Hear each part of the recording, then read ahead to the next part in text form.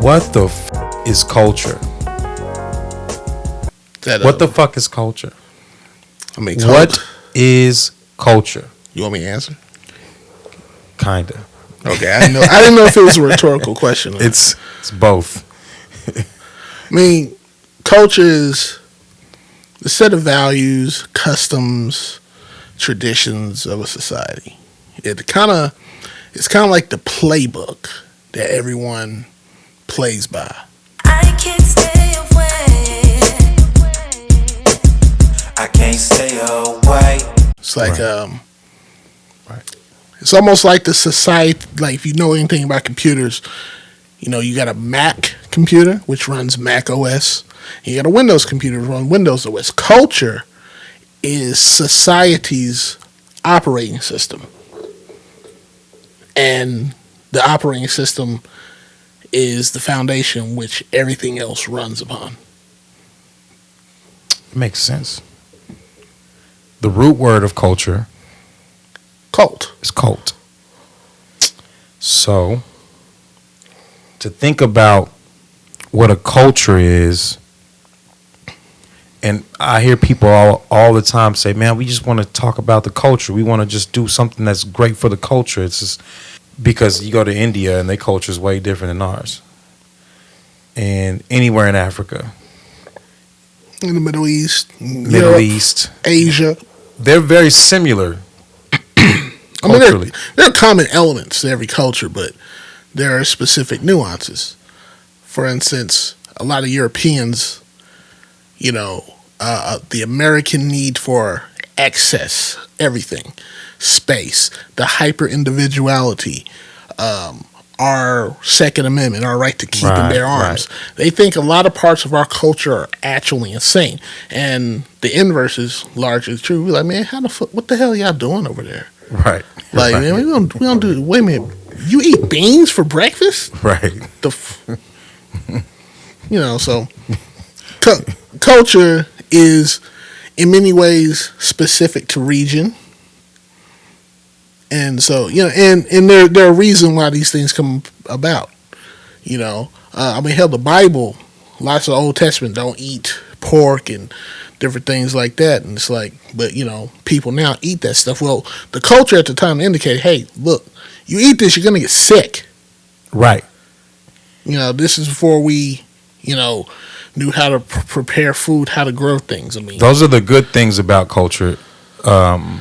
Those are the good things as far as the values of creating a system that we can survive on.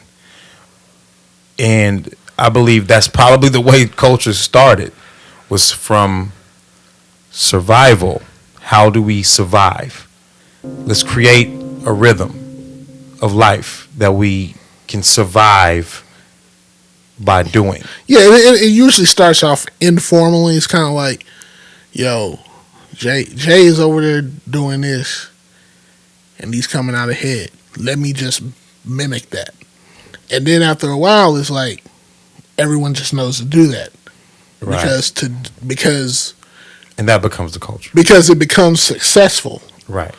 Just like anything, when people do things and it works, other people are going to mimic it because it works, right.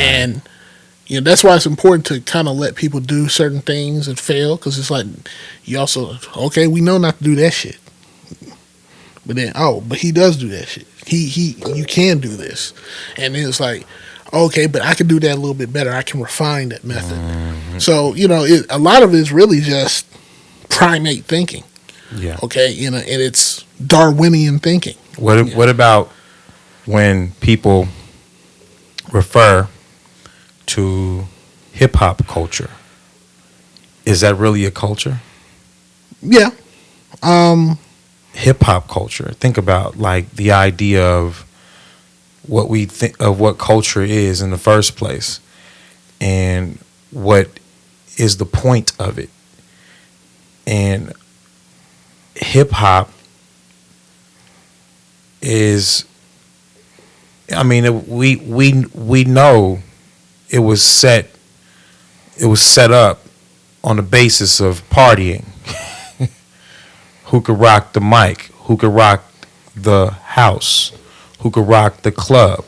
DJs started it. Matter of fact, I met the DJs that started it. When I met Grandmaster Flash, I swear to God, he shook my hand in a fucking flash. So I'm saying, like, it was almost like he didn't want to be talked to. It's not like he's walking around here like Jesus. You know, this is one of the guys that started hip hop. Well, let's take like a bird's eye view. I'm just saying, no, but these guys started it. Yeah, but why did they start? Let's take a bird's eye view real quick, though. You think about it. Like, we're common elements of hip hop. We take the scraps of what society's given us. They took the music programs out of school. People weren't able to learn instruments. Band. Because think about it, all of the black musicians from the 50s, 60s, and 70s. They grew up playing guitars and drums and all that. And then, but you look at where it came from. It came out of New York, the East Coast. These hyper dense population areas, and these public schools didn't have these programs that they had in the previous decades. It's like, I ain't got no damn guitar. I don't got drums. I don't got a bass guitar. We're not teaching, they got budgetary constraints. It's like, wait a minute. But we got these DJ turntables. We got these drum machines. Right. And we're going to create anyway. You know what? Chuck D doesn't know how to sing. But his voice cuts through a bullshit system, and everyone hears him over the bass and over the break drums. And the DJ, he knows how to take your favorite 70s records, and he know how to loop that shit. Right. And that was the birth of hip-hop. It was the system that we rely upon took resources away, and we created new ones. You know what? When did hip-hop culture start? When did we start hip-hop culture? When did I'd say probably late become 70s. A thing called hip hop that everyone who followed it liked the same stuff, chose the same stuff, respected this, or created a standard in which to do it. Same thing with rock and roll, with jazz, with blues, with punk rock, with funk, with funk, which became funk rock, which became punk rock later. But where did these cultures start? And when you think about it, you think about rock and roll starting in 1951, Jackie Brenston, Ike Turner. Funk started in 1962, James Brown, Papa's Got a Brand New Bag, first funk song that's considered funk. Death, those three black guys from Detroit that started punk rock. They called it funk rock before. Disco, even. Hip hop. You can go far as back as country music. And it was, people we consider black today that started these music moments that people mimicked later, and then it became a cultural thing. So it became a cultural thing after they cultivated enough people to want to do it the same way, to want to extend that moment in time. And to think about the idea of what hip hop culture is, it's almost like the evolution of all that. It's almost like the evolutionary moment from which all those cultural places were at one time. They were all there at one point, and they were all the coolest and newest and freshest things to do. And then hip hop comes along and becomes it's almost like the last frontier, Yeah, well, I mean, when you look at it, when you look at black culture,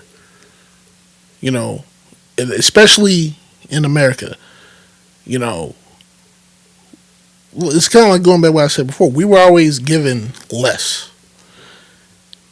And we often started with nothing or the least desirable things. And we had to innovate constantly. Right. And and whatever we innovate, the larger American culture sees it, and then, a certain segment of that figures out, oh, we can monetize this. And we're going to assimilate parts of it, and we're going to repurpose it. And so, you have Chuck Berry, and they were like, yo, this is innovative, and this makes people move, and they feel something. I can't sell it with this face. Right. Hey, Elvis, do something like this. Right. Sing these songs. So we're going to massage it just a little bit. Yeah. And same thing with hip-hop.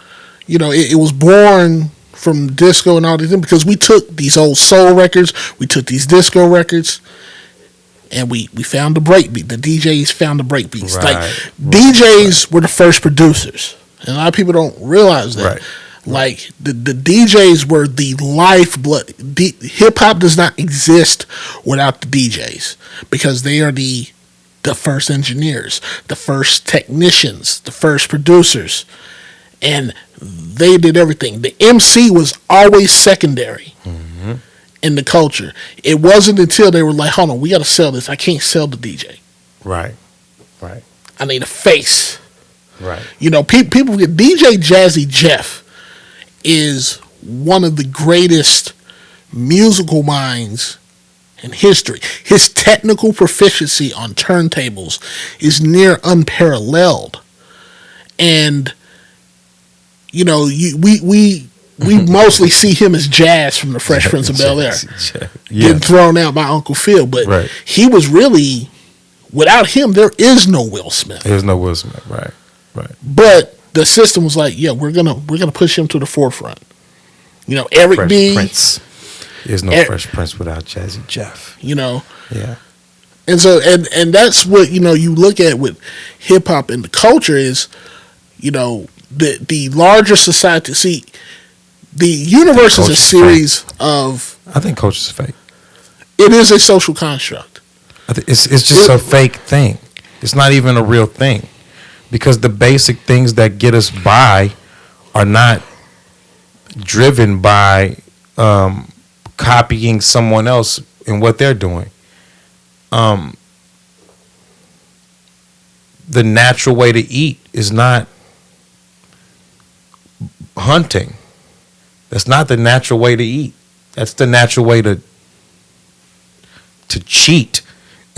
You know what I'm saying? It's not. Elaborate what you mean by that. Hunting is not really the way we should be eating in the first place. We shouldn't be eating hooved animals anyway. We shouldn't be eating ducks anyway. Like, the natural way for us to eat and the best way our body responds to food is, vegetables and fruits. And it's not even like you can't hunt for that. So you have to grow it or pick it or but before the development of agriculture, which is technology, because most of the things you can go buy in the supermarket, those are things that we cultivated, like in their natural form. Yeah, hunting and gathering is technology, though. Well, yeah, but I'm getting to the point is when you say the first humans ate more animals, and that's actually how we actually evolved these massive brains that we have, because we were able to consume way more calories than our other primate cousins. Because if you look at gorillas, they will eat meat. They're omnivores like us, but they primarily eat plant-based. That's all they eat is they eat leaves all day. Yeah, but their cerebriums didn't.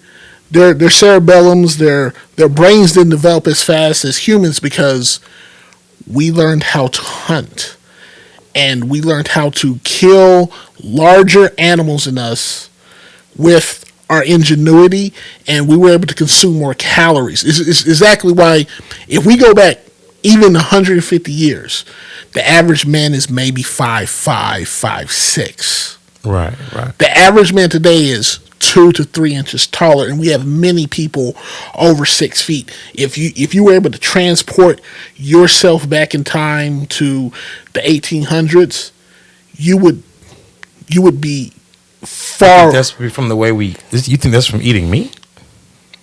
Yes, from an evolution. You don't think it's from. You don't think it's from. But what about the idea of two people taking on genetic traits from each other and developing genetically and evolution just all together and not even having to do with anything that you're eating? Yeah, but in order to get to the next generation, you have to survive, and you have to outcompete your neighbors for mates. And the more calories you have, the more energy you have, the more muscle mass you can generate. We get that, but I'm saying this is another thing. What about, because just like if two people who were brother and sister had a baby, we in our minds automatically say that baby is going to come out with 3 arms, right?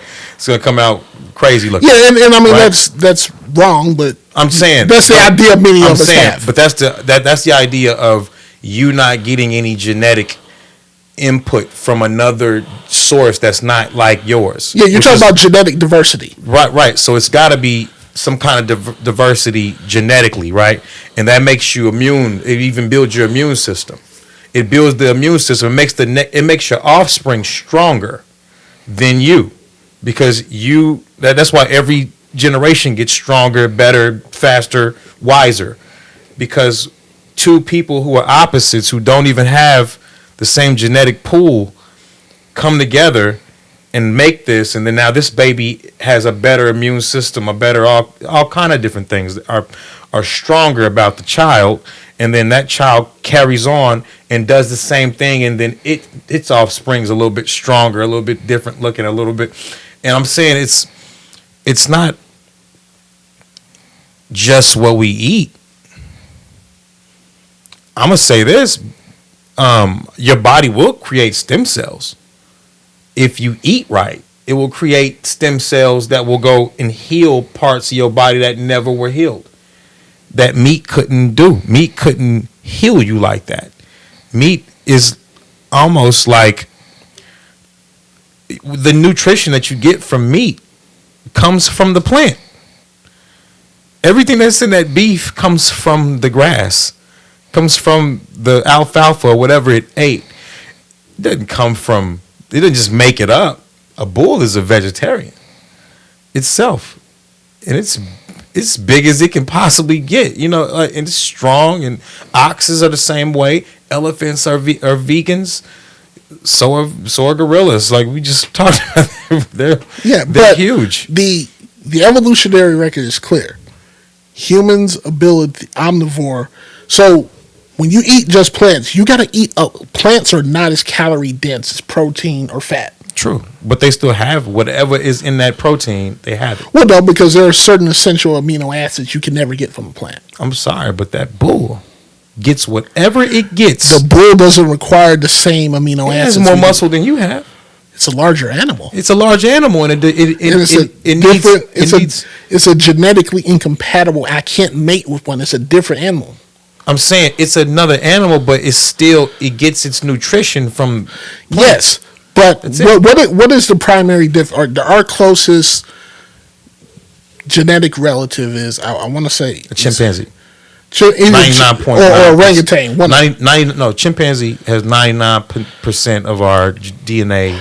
And what's the main difference, you think? Oh, that's a big 1%. I know that for sure. It's a big. Okay, so hold on. So when a human child is born, comes out head first. Right.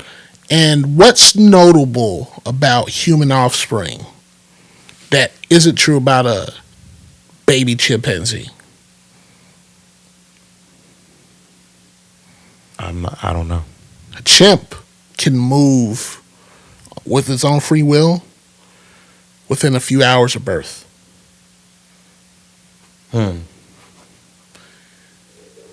We all know infants are effectively helpless. Well, they have our lifespan's longer than theirs too. But what I'm saying, it's the brain. Yeah, the brain's different. The human brain is different, and so my point is, I'm more like in our How long are chimps pregnant? How long are chimpanzees pregnant?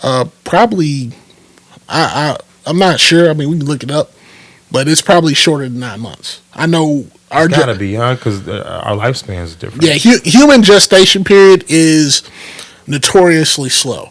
Yeah. But ultimately, like the difference is our brains is part of the reason we really evolved to be omnivores. Now that we're in this state here and we have agriculture and we have the technology, we can grow so many plants in different varieties in and out of season. We can use grow houses. Dude, What? 243 days. 243 days. That's like 7 months. Okay, I mean, so it's similar. It's like 7 months. We're about 9 months. Yeah, it's almost as long as our. Yeah, I mean, and they are pregnant, so that's not surprising. They're not quite as big as us either, and they're but they're all muscle. But the difference is our brains. We have our brain, the power we have in our brain, and like if you sat down and did nothing. The amount of energy your brain is consuming, like 60% of your energy. Like when your blood sugar starts getting low, you notice how your brain gets foggy. You can't think straight. Right. It's like right now, I'm tired. Yeah. So and so that's the difference. So like to bring that point, you're like, we need to eat more plant based. That's actually possible now because of our technology, because of our society, because a lot of these plants because when you go to a vegan diet, and it's hard for a lot of people to do. They either have to do a pescatarian, or they can only do it for certain times of the year. A lot of this, like let's say you just lived in Europe, it'd be almost impossible to live a vegan diet because there's not that much variety in plants that you can eat. But now you can go to Whole Foods, you can go to Sprouts, and you get I can just eat nothing but plants. I don't have to eat meat. So now with our current society, it's possible to get all of your nutrition from plant-based things. It's crazy, like how much, but like we could want to not eat meat, and then they sell us these diets that put us on that essentially sell meat to people, like keto diets. They sell they push that diet on people, like you can lose weight fast with this keto diet, you can lose weight fast with it, and they're saying just eat cheese and meat and butter, and it's so the problem with these kids, I've tried this shit before. I've tried. It works. Like I do keto diets all the time. I'll do it for a week or two. The problem is, like 10 pounds. Those extreme diets where you're like trying to eliminate. Can't do it all the time, right? It's so hard to do. And this idea, oh man, I'm just gonna eat eggs, bacon, and cheese all day every day. I was like, that's gonna wreak havoc on your system. But I will say this: I know a girl. She had the most terrible rheumatoid arthritis. You're like, oh, that's an old person. No, it's actually an autoimmune disease. She couldn't walk. Right. Like we thought she was like a little cripple girl. She had like the little arm braces, like people who have cerebral palsy. Right. She actually only eats beef. That's it. Beef, water. If she eats plants, her arthritis. There's collagen in it too, so which is good for the bones. So, for a lot of people, I've seen a lot of people say, I feel better than ever now that I eat plant-based. This is cleared up. And other people, hey, I had to cut out all grains. And I just eat beef. Just grass-fed beef. Right. And my arthritis has gone away. My diabetes has gone away. So I think in many ways, people really just need to see a nutritionist. That's it. And I think there's like a blood test or something around saying, hey, you know what? You need to avoid these foods because this causes inflammation for you. Right. And how much did you lose? How much weight did you lose when you were doing your fasting? In my head right now, I remember, like, what was that, about a year or so ago? I mean, the heaviest I've ever been is like 480 something. Now How much did you lose in 2021? about 50. About 50 pounds that year? Yeah, I went from like wearing 5X shirts, now wear 2 and 3X shirts depending on the cut. What did you do? Man, was you know your- what I did? I walked 2 miles every day. I fasted till about 11 to noon. Wow. Yeah. I really just cut out breakfast, and then I stopped eating. I tried to not eat refined carbohydrates, like any bread, avoiding flour. You know, I love cakes and shit. You know, big dude, but that's basically what I did. You know, and you know, I just stuck to that for like 4 or 5 months. Like, just I would wake up. You know, I'd normally wake up about 5 in the morning. I was like, okay, I'm gonna wake up at 4:30, and there's a park out behind where I live, and I just go out there and I walk 2 miles, and just first thing in the morning, get the blood flowing, and then I drink green tea, sometimes matcha tea, and then just I might drink 2 liters of water before I eat anything. Right. And then about noon, lunchtime, I'll eat some. Yeah. I'll tell you what's a great tea, moringa tea. Moringa tea? Yeah. Well, Yeah. like, what is it? Moringa tea is just an herb. Oh, But, okay. But it's really, really good for men's, like, testosterone.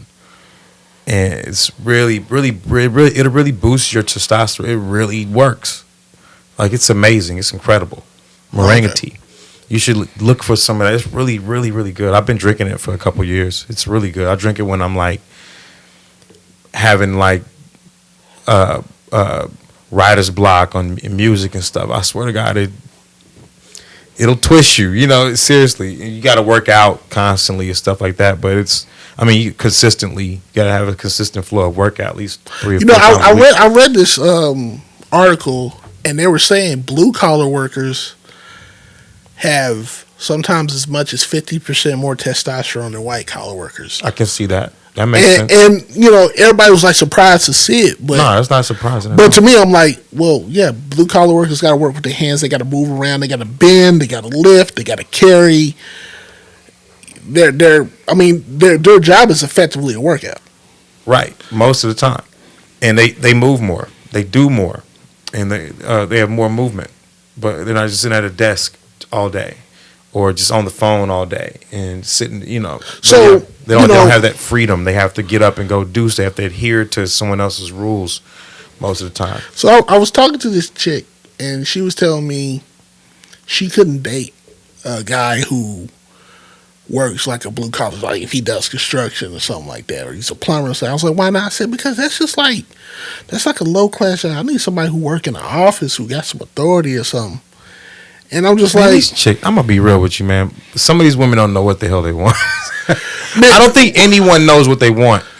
I think everyone is trained to try to want something, and to try to want something that they've seen on TV. Even men, sometimes the standard of women is sometimes not even the real standard. But see, of that's women. part of the culture. That's it. The culture is social programming. When we argue what it is, but that's really what it is. It's like, I think women are programmed to, I want the CEO. I want the dude who runs shit. Like, Yeah, people say that kind of. When people say "I want," when you start a sentence off with "I want," 90% of the time it's something that you've seen. It's not something that you just naturally just woke up and something you just craved, thirst for. Is because that you got. And seriously, like, you wake up in the morning. I can't stay away. I can't stay away. I can't stay away. I can't stay away. I can't stay away. I can't stay away. easy for the moment, but I always need components or opponents that they hit you just to get you to your moment. You gon' sacrifice it all to be an artist, better know it's politics and drama. This is just the part they never told it. Like it is or like it was, how you ain't shit without a buzz. This far from making it big, this far from giving it up. But every time I change a life, I know this is bigger than us. Long as one person spin it, I promise you I'm winning. I can't quit. Can't quit. Can't quit.